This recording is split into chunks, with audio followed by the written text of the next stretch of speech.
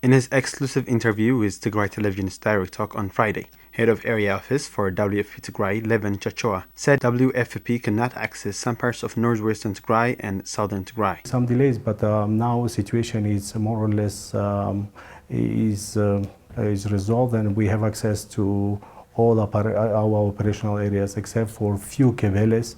There are some few kebeles in the southern zone.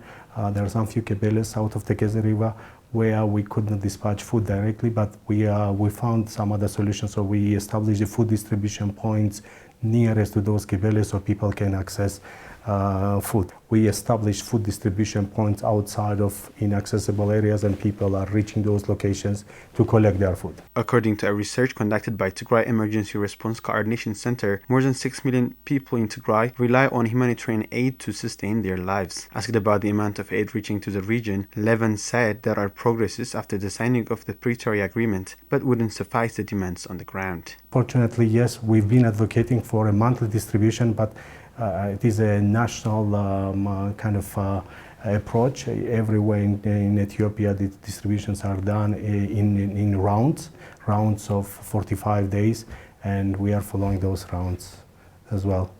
We've been advocating jointly with donors to move from round-based to monthly distributions, at least for those who are residing in camps and IDPs.